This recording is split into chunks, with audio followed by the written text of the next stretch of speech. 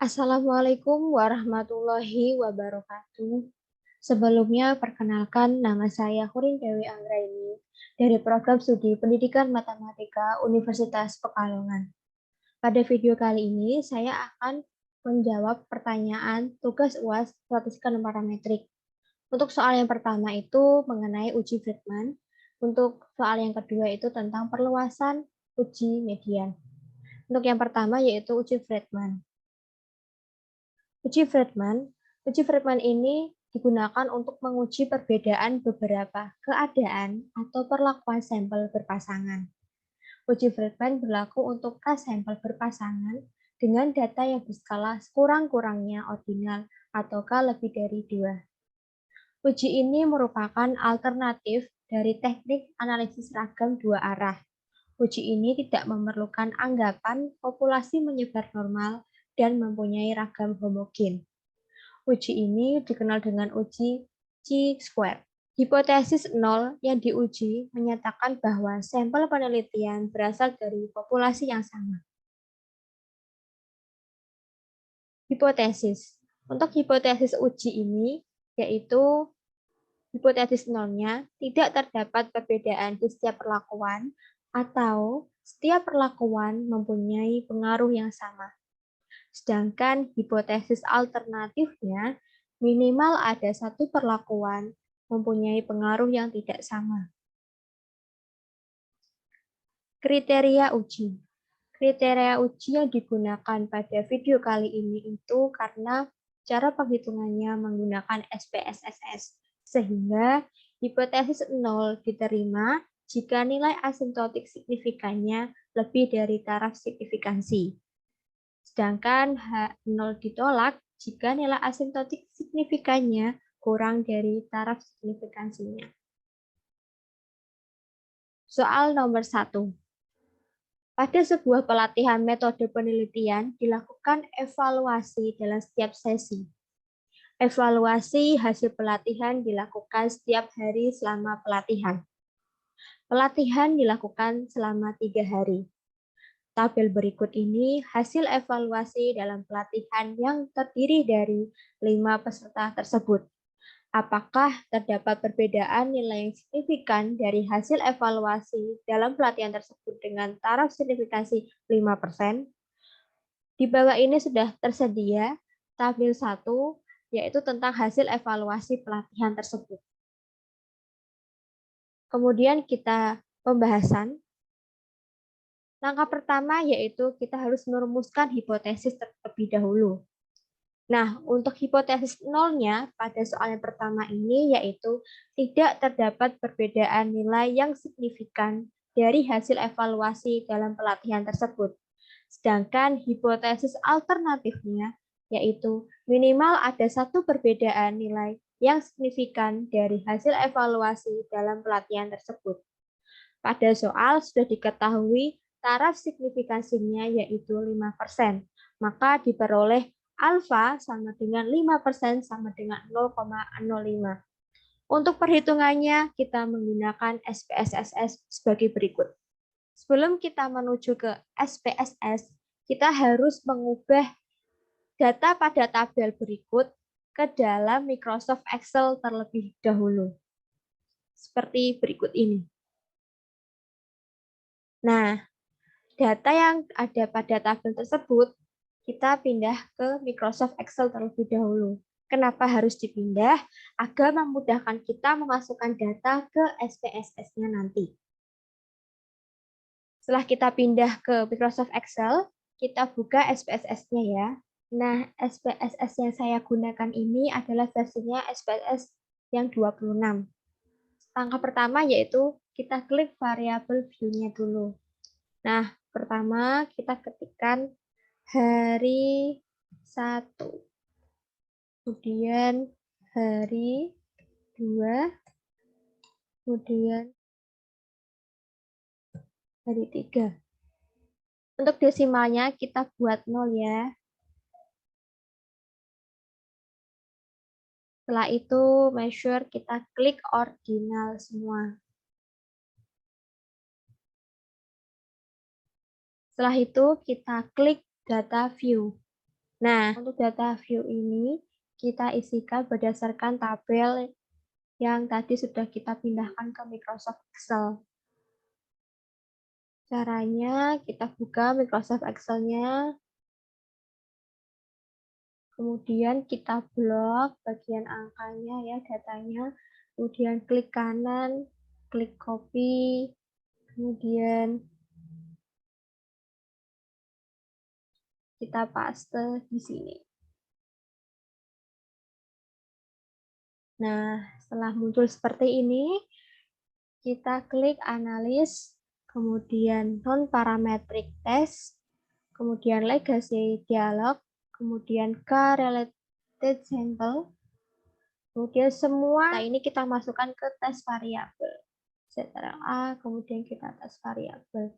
Setelah itu, kita klik statistik, deskriptif, kita centang, kemudian continue, kemudian kita klik tipe tesnya Friedman, klik OK.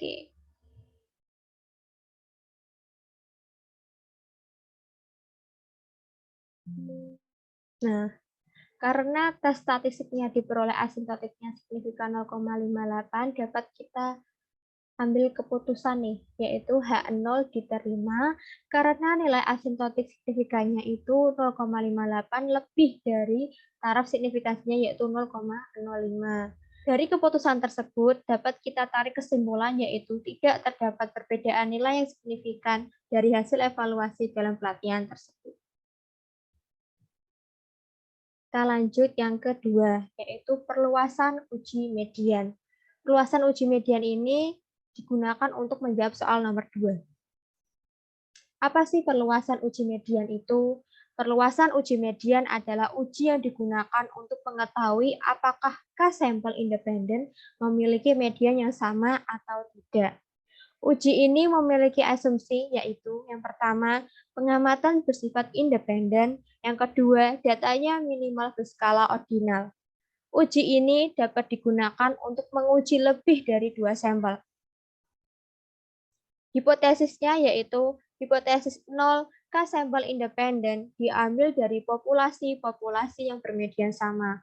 Sedangkan hipotesis alternatifnya yaitu minimal ada satu sampel yang memiliki median berbeda, atau H0 sama dengan M1 sama dengan M2 sama dengan MK, H1 sama dengan, atau hipotesis alternatifnya minimal ada satu sampel yang memiliki median berbeda.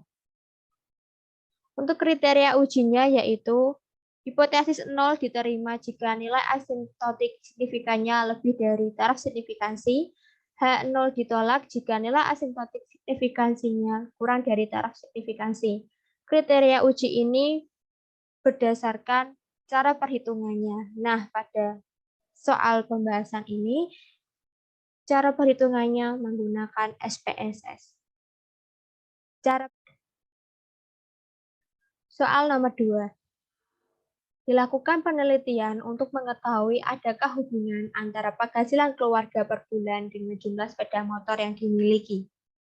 Dalam hal ini, penghasilan keluarga dikelompokkan menjadi 4 kategori, yaitu penghasilan kurang dari 2 juta, antara 2 juta sampai 3,5 juta, antara 3,5 juta sampai 5 juta, dan penghasilan lebih dari 5 juta. Dalam penelitian ini digunakan 50 responden, jumlah sepeda motor yang dimiliki masing-masing keluarga disajikan pada tabel berikut. Ada tabel di bawah ini ya. Kemudian kita diminta untuk buktikan hipotesis yang menyatakan tidak ada perbedaan jumlah sepeda motor yang dimiliki keluarga berdasarkan penghasilan per bulan dengan taraf signifikansi 5%. Langkah pertama yaitu kita merumuskan hipotesisnya terlebih dahulu. Hipotesis 0, tidak terdapat perbedaan jumlah sepeda motor yang dimiliki keluarga berdasarkan penghasilan per bulan. Untuk hipotesis alternatifnya yaitu minimal ada satu perbedaan jumlah sepeda motor yang dimiliki keluarga berdasarkan penghasilan per bulan. Pada soal diketahui taraf signifikansinya yaitu 5%, maka diperoleh alfa sama dengan 5% sama dengan 0,05.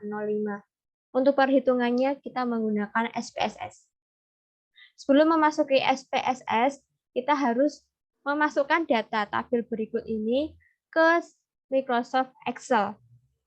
Nah, seperti berikut ini ya. Jadi data kita masukkan semua di sini. Kemudian kita mengkategorikan nih, untuk kategori pertama itu adalah anggota keluarga yang memiliki penghasilan kurang dari 2 juta. Kemudian kategori kedua itu adalah yang berpenghasilan 2 sampai 3,5 juta. Kemudian kategori ketiga itu yang 3,5 sampai 5 juta. Kemudian kategori keempat itu adalah yang berpenghasilan lebih dari 5 juta. Setelah itu kita buka SPSS, klik variable view, kemudian kita ketikkan di sini yaitu jumlah sepeda motor. Kemudian kita klik di sini penghasilan juga. Nah, setelah itu kita buat desimalnya 0 semua ya. Value bagian penghasilan, kita klik. Kita masukkan pemisalan kategori kita tadi, yaitu yang pertama itu kurang dari 2 juta. Kemudian add 2 itu 2 sampai 3,5 juta. Kemudian kita tambahkan lagi 3 itu 3,5 sampai 5 juta. Kemudian kita add lagi yang terakhir 4 yaitu lebih dari 5 juta. Kita add. Setelah itu kita oke. Setelah kita oke, measure semua kita ubah ke ordinal. Setelah itu kita klik data view. Nah, data view ini kita akan isi berdasarkan data yang sudah kita pindahkan ke Microsoft Excel. Kita ambil datanya terlebih dahulu di Microsoft Excel. Kita blok. Kemudian klik kanan, copy. Kita buka SPSS. Kemudian klik kanan, paste. Nah, setelah ini, kan ini data sudah masuk semua ya. Kita klik analis, non-parametric text, legacy dialog, ke independent sample ya. Untuk jumlah sepeda motor kita pindah ke tes variable list, sedangkan untuk penghasilan kita pindah ke grouping variable. Untuk definisi ranknya, minimum itu 1, maksimum itu 4, sesuai kategori yang kita gunakan. Kemudian untuk tipe tes, kita klik yang median.